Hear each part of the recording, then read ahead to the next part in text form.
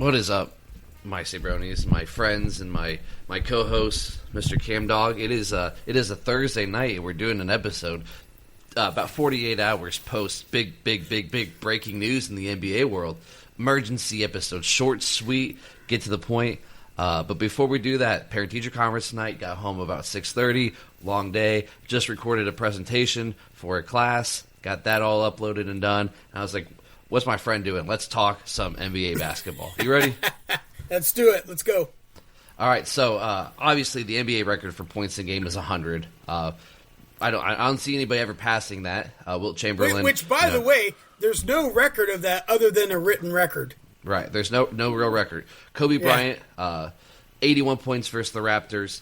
Absolute dog performance. They needed every single 81 points from him, and that was the second most all time for a very, very, very, very long time. Until Tuesday night, March 10th, Bam Adebayo of the Miami Heat goes out and scores 83 points with a whopping, 36 for 43 from the free throw line.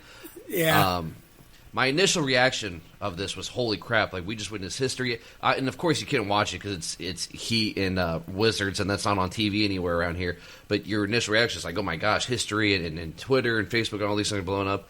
And then you really break down the layers. And it's still, I want to hate on it, but I also want to appreciate it because there's so many layers to what Bam Adebayo did the other night by scoring 83 points. Now the second most in NBA history in a single game. We call it history, he broke a record. He's got the second most all time still, but the unofficial, official, modern day post 1970s record now belongs to Bam Adebayo. Yeah, and here's the thing. Wilt Chamberlain, he played in a different era, in a different time. Of course, no three-pointers and everything else. But just a different style of play, and he was a man out of time. He really was. So really, in a way, if you're looking at, the modern day of basketball, this is pretty impressive. I mean, I bet you no one in Vegas had money this is the guy that's going to do that, And you think, that's no big deal. I bet he made a bunch of threes. He made 7 threes. And if you think about it, the way to break that, get that high on points, isn't by threes, unless you're Steph Curry and you can shoot the lights out. Not very many people could do that. So it's really one of those things where if you're going to do it, you got to just be on fire on twos, or you did what he did. He got to the line 43 times, was it? And made 36. I mean, that's great free throw shooting. So now, I didn't watch the game. Were some of the fouls chintzy? Did you watch any of them or anything? So I didn't watch the game in its entirety at the time. What I ended up doing is the next day, the cut-up of all 83 points. And the first quarter and the first half especially, he was just playing basketball and just making shots. He had 7 3-pointers, like you said, of his 83 points. That's 21 of them right there. And real quick, a guy like Steph Curry, think about this. If Steph were to score 60 points in a game by making all threes, that's 20 threes. And that seems that would just shatter records. So you have to have a great amount of threes, be efficient with your 2-point shots, and then your free throws. It was the fourth quarter. It was the fourth quarter where it became that's where it did become, it wasn't real. That's where it's again, I want to appreciate what he did because the first 3 quarters of basketball were great basketball. Even the beginning half of it, when he got to 70, that's when it almost became fugazi a little bit to me, and that's where it almost became that's where the Heat were intentionally missing free throws to get the rebounds and get extra possessions to get him the ball. They were fouling the Wizards immediately with under 2 minutes left. Once he got to that 77 mark, they were fouling the Wizards for the Wizards to go shoot free throws to get more possessions. That's where it became hey, listen, I'm all for trying to break it and trying to get it, but when it becomes fake basketball, then it's is it really earned? Is it what's wrong with Bam Adebayo finishing with 77 or 78? That would be still one of the greatest stories of this man's career, the highlight maybe of his career, unless he ever wins a championship or something. But it's just when it becomes fake. Kobe's wasn't fake. It was 81 points, and they needed all 81. Kobe also only shot 20. Kobe only shot 20 free throws. Also, he was efficient from the field all around. Whereas Bam, Bam's the first player to score over 70 ever and have less than 50% shooting. And so it just became almost forced. The 7 for 22 on threes. I mean, he shot 22 threes. He made 7 of them, and it was 6 of them in the first half. It was the free throws. The NBA history with most free throws made and most attempted. The 36 out of 43.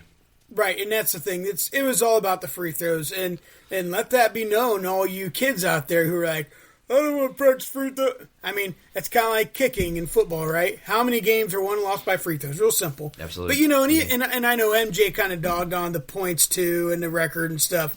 It is one of those things where when you look at basketball in the 80s and how, you know, really high-scoring games of 150 or so, like what this game was. And but the lack of, I don't want to say lack of, the different level of athleticism in the 80s versus the athletes of today.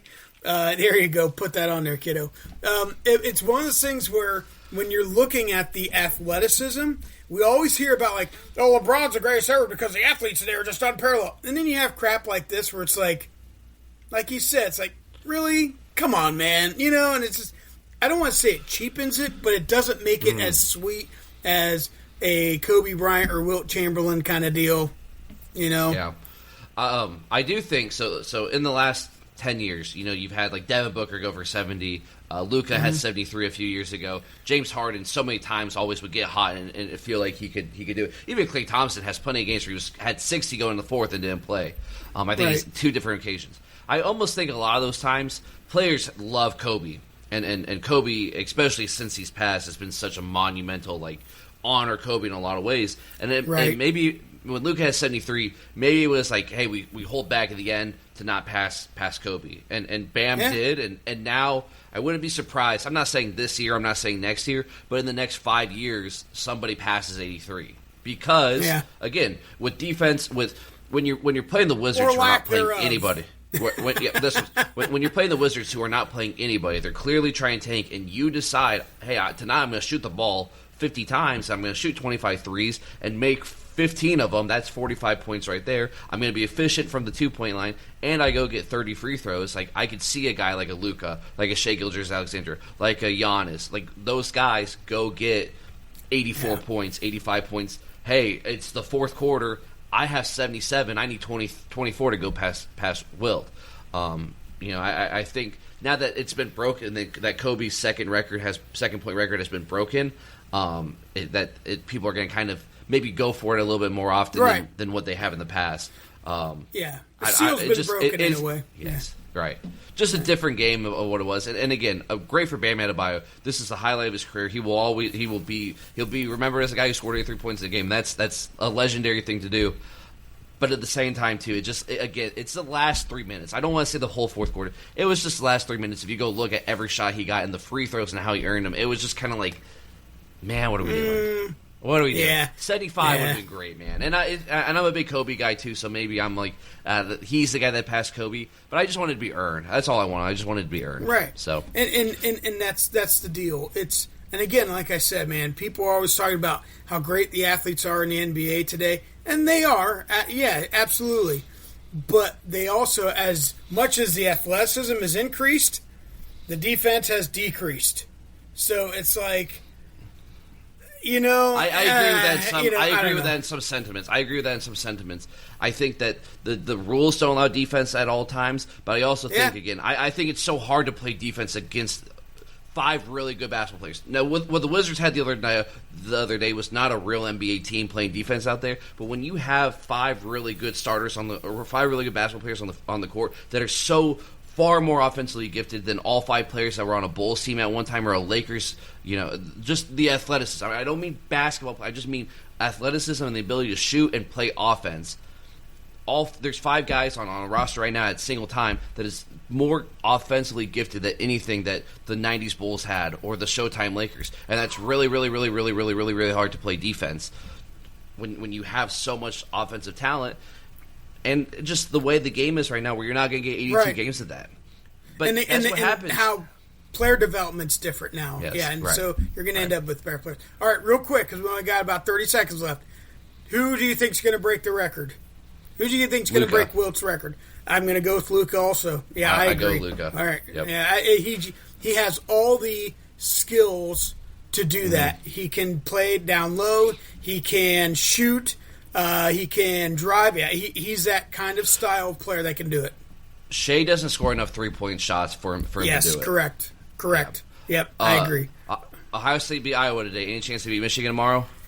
I don't think so. I think they could keep it within 10. But man, Michigan, they're hungry, man. They're hot and they're hungry. Spread is 13.5. Take the Buckeyes. March Madness Sunday. Brackets come out Sunday. Let's get those brackets going next week. Tournament in 1 week from today. I mean, like this time next week, we are watching basketball games all day long Thursday. Thanks for hopping on with me. The fans appreciate you. I appreciate you. Jamal Williams appreciates you. Because if you go piss like a puppy, stay on the porch and let the big dogs eat.